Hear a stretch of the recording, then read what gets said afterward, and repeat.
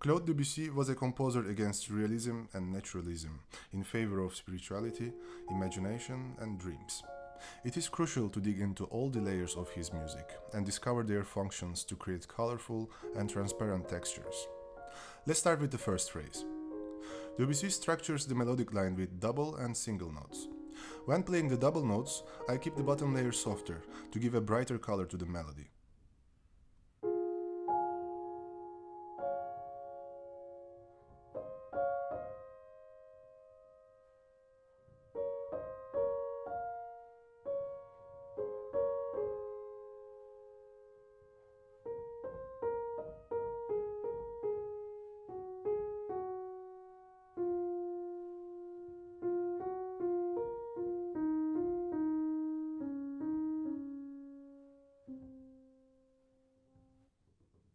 Take all the slurs into account and connect them very carefully. Also try to press the keys gently and search for a quiet and sparkling sound, like the moon. The first section will give the listener an image of the atmosphere and the character of this music. Before you start playing, I would like to invite you to think about the impression you'd like to picture. I use more of the skin side of my fingertips here to have a less direct attack and to create a misty atmosphere.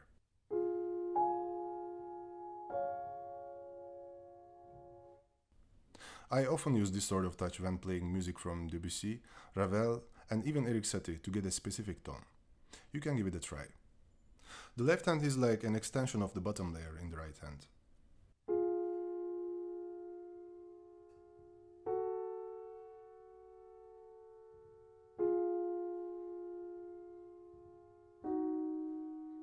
From the fifth bar on, they move synchronized.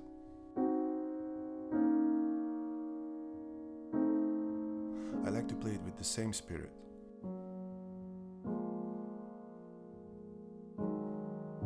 Very soft and gentle. The real challenge is to play with clear voicing despite the very soft dynamic pianissimo. I will keep the left pedal for the whole section and use the right pedal halfway to avoid overblurring the melody, especially the double notes. Remember to keep your hands and wrists relaxed and use only your arm's natural weight. Let's give it a try. I want to give an impression of clarity and pure sound. It's andante and very expressive.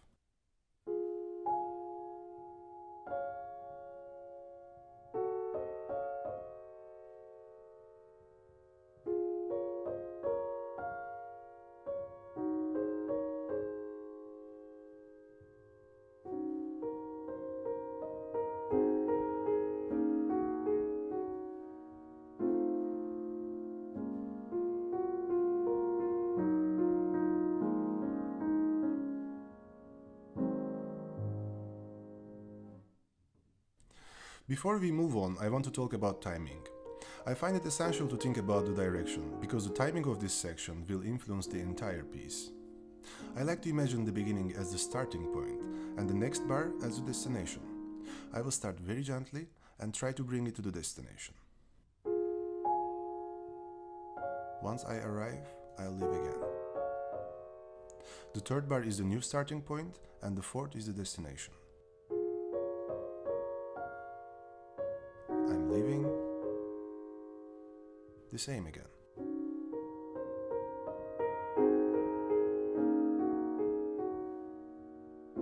The same but a little softer.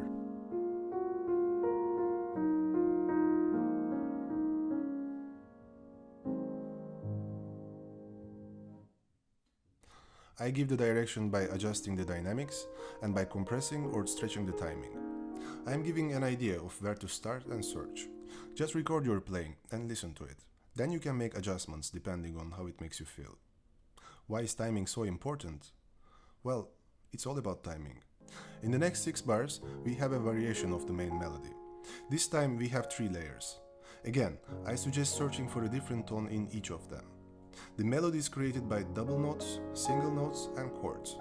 The ultimate goal is to achieve transparency with a rich color spectrum. When playing the double notes and the chords, make sure to play the top voice slightly brighter to produce a sparkly sound.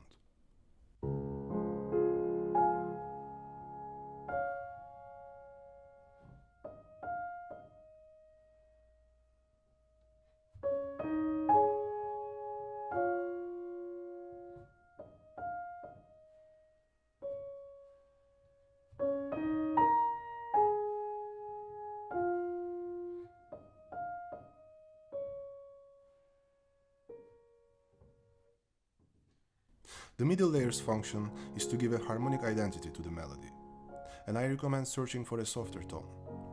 The bass is always placed in the first beats, and therefore it will control the timing flow. I keep it more significant in comparison to the middle layer. Also, an important reminder, when practicing these layers separately, please use the actual fingerings as to how you play them together. It is beneficial to practice all these layers separately, and it will give you comfort.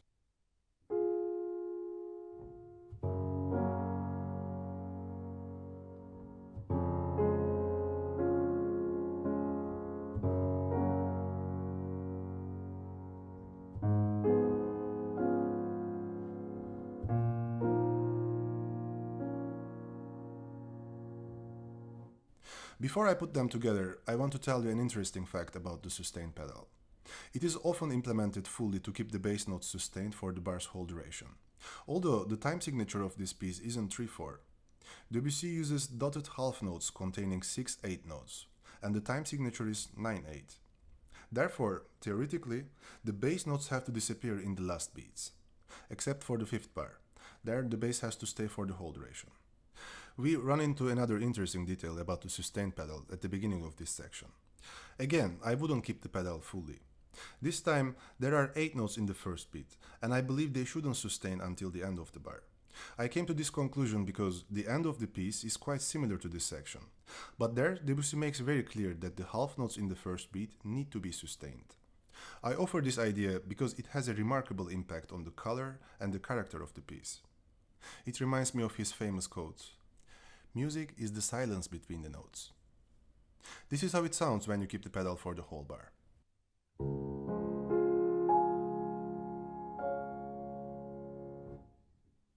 Since this is against the time signature of the piece, let's check the other options to prevent this.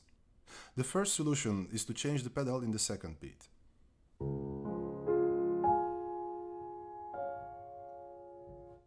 This is not my preferred option.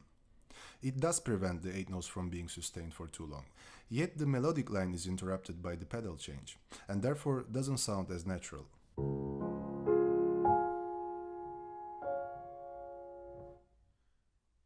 Now I want to show you the second option.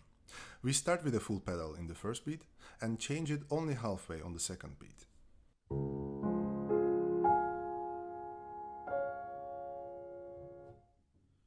Which of course doesn't make the first beat disappear altogether, but we hear only the overtones. The second beat takes over significantly.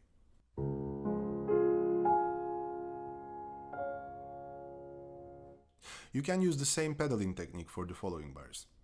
I recommend switching from the full to half pedal to create variety in colors.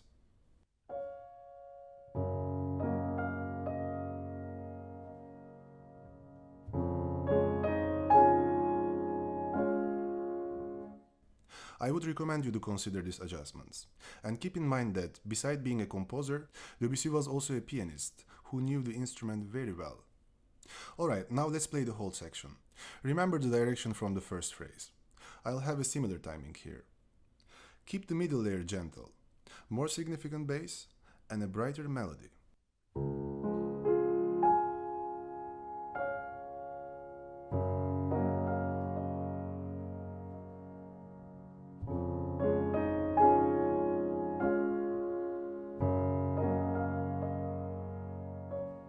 Slight crescendo,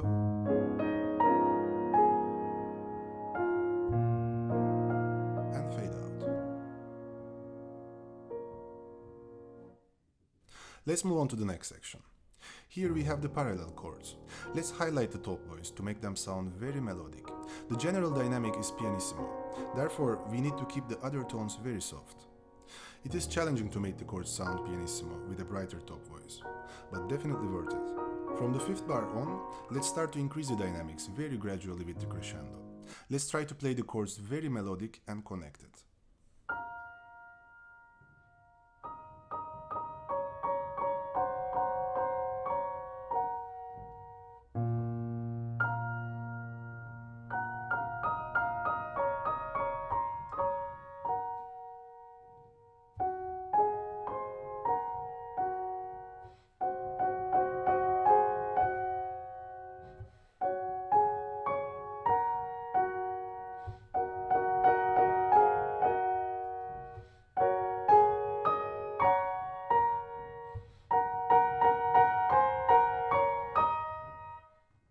left-hand chords are a bit different. The melodic line is placed in the bottom layer instead. Let's expose the melody and keep the rest softer.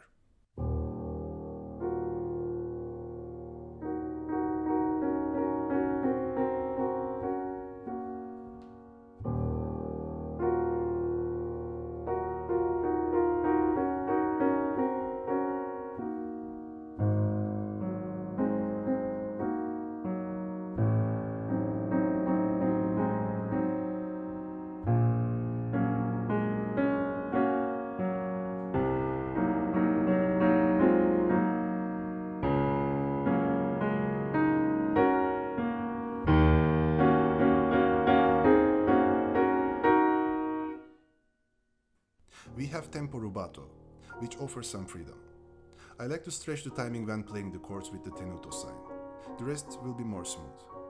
It is also crucial to keep your wrists flexible for colorful sound and better control on voicing. Pay attention to the bass note's duration and try implementing the half pedal.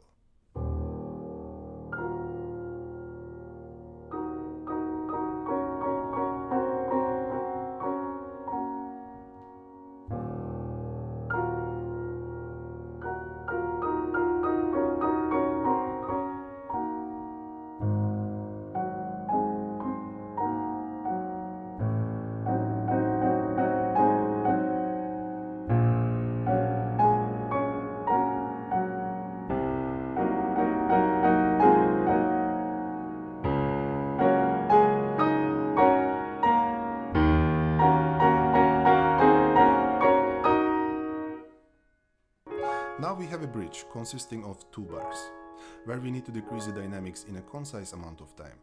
These chords are often played as a single arpeggio. The composer suggests playing the arpeggios individually and simultaneously. There are tenuto signs on the first 3 chords, and only the left-hand chords are connected. I recommend highlighting the top voices.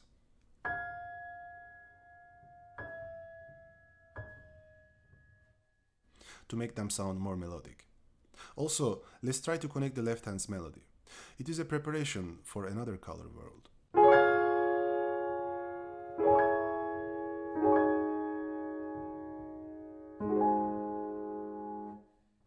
Let's move on to the next section. There are 2 layers in the melody, just like in the main theme. My approach will be similar. A brighter upper layer while the rest is played softer. Give extra care to the second melody in the 4th bar.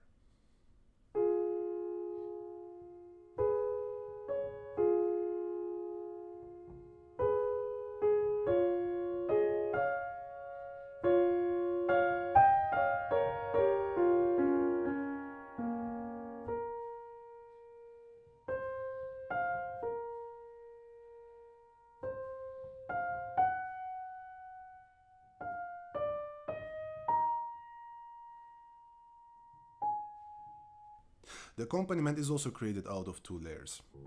It is mainly played with the left hand, but at times also with the right. I want to keep the bass line more exposed and the arpeggios much softer, like a harp.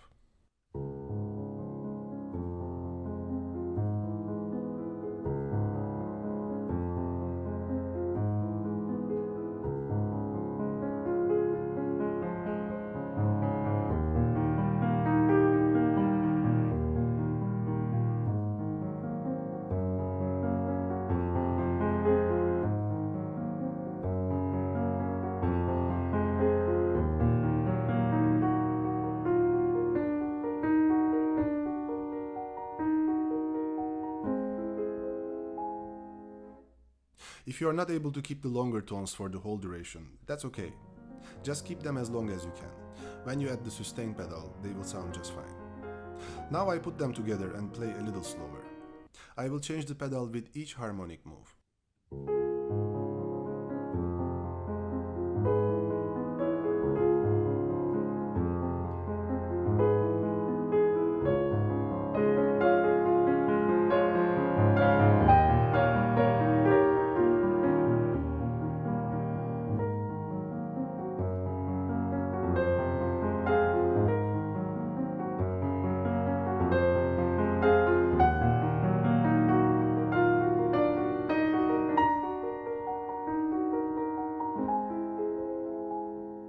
About timing.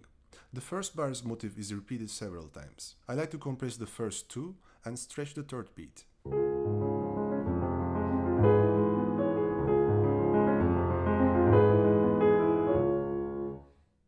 In the third bar, we have a crescendo. Here I will compress the timing towards the culmination, for excitement. Right after, I will stretch it again, to calm down.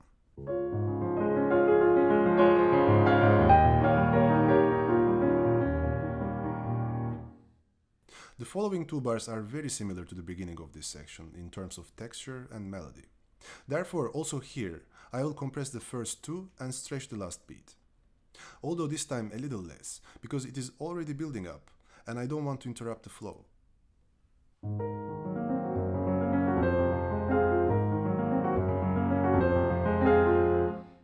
In the next two bars, let's bring the melody to the climax, and then calm it down.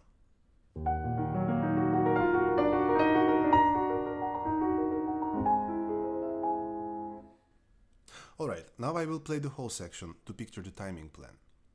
Un poco mosso. The tempo should be more flowing compared to the previous section.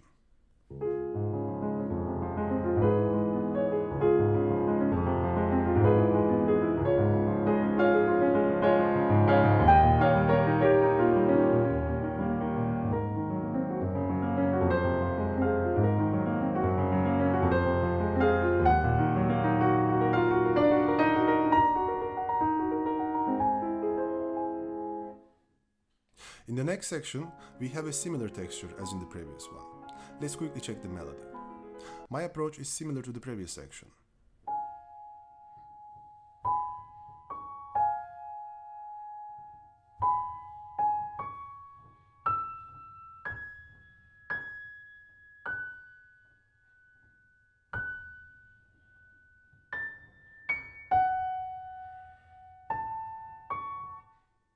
You might want to spend a little more time practicing the last two bars, as it is challenging to play the double notes legato and melodic.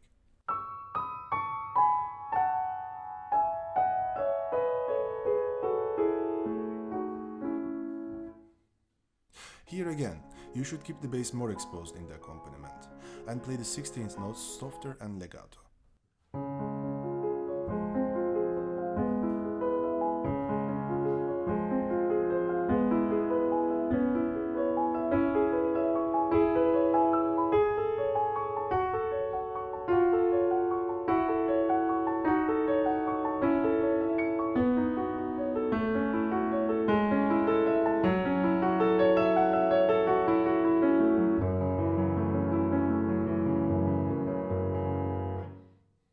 If you are struggling with the double notes in the left hand, practice them slowly and try to use your arm's weight, and try bouncing with a flexible wrist on each of them.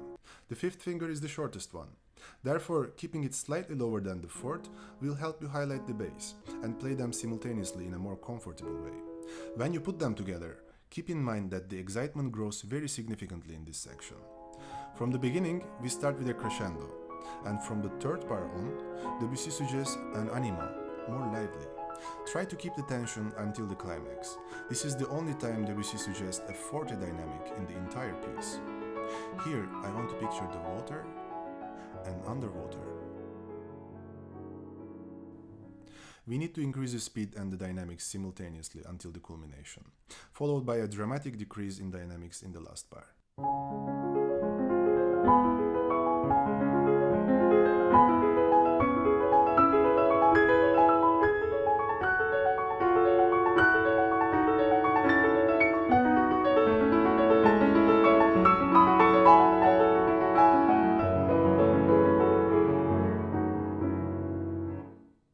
The following section's expression is Calmato, calming down. After all of this tension in speed and dynamics, we will relax the character and prepare for the last part. In this section, two melodies create a dialogue, which is accompanied by the 16th notes. Here I like to practice by layers instead of separate hands. First I focus only on the dialogue and after on the accompaniment. So let's start with the melodies. The first melody,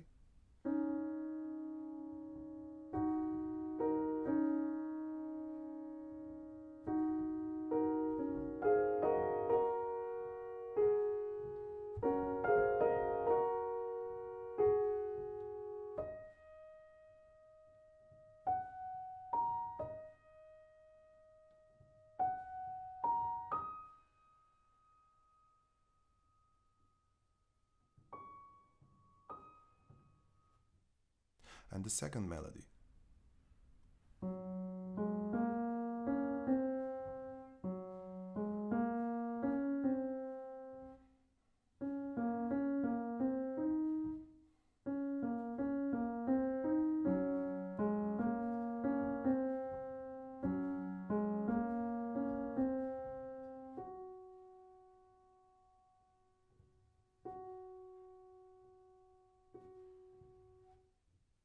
Now let's play the melodies together. Try to play the upper one a little brighter.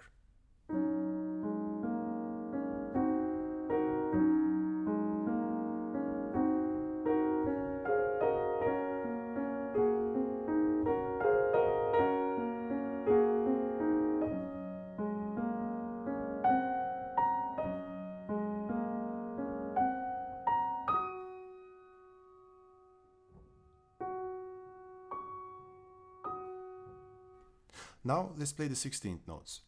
To create a dreamy atmosphere, you should try to play very gentle.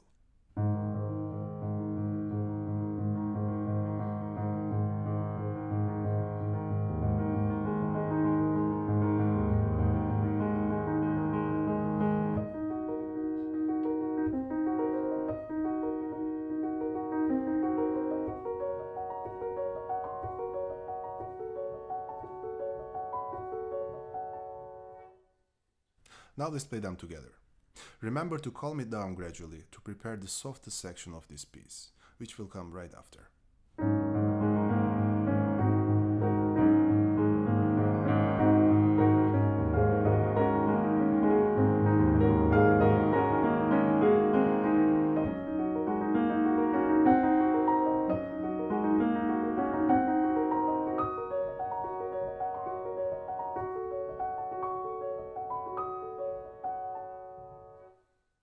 In the next section, it's almost like we come back to where it all started. Debussy suggests playing in the same tempo as the beginning, but softer than ever. I'll play the melody and accompaniment with the similar phrasing as the beginning, and keep the 16 notes as soft as possible.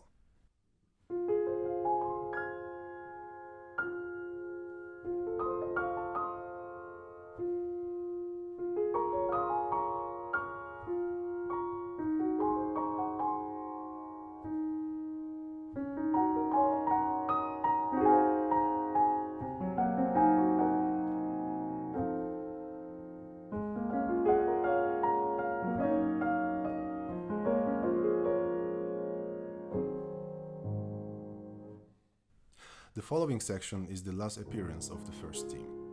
There is an accent on the C flat in the first part, the only time Debussy is using an accent in this piece. To me, it feels like the moment where you wake up but are not sure if what you just experienced was a dream or reality.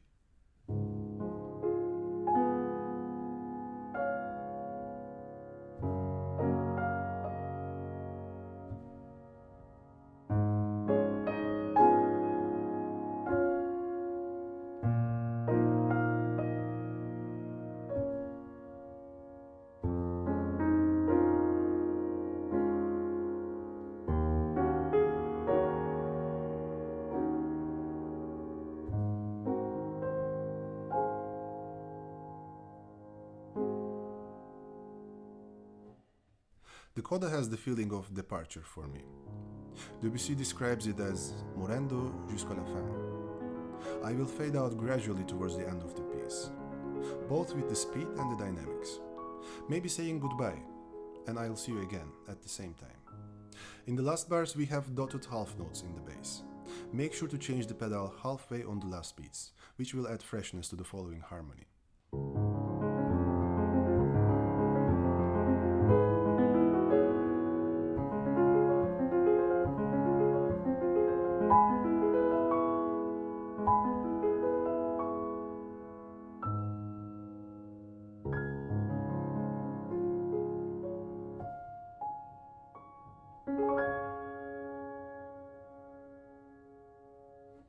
In the end, these ideas are my interpretations and reflections on the dreamy world I dive into when playing this piece.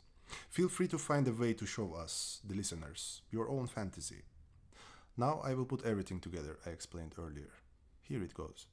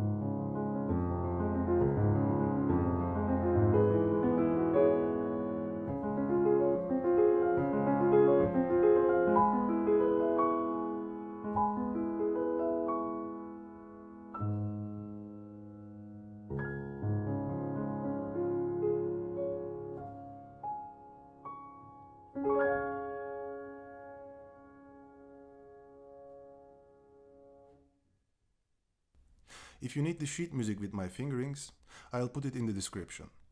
Give me a like if you enjoyed the video and subscribe for new tutorials in the future to come. See you in the next one.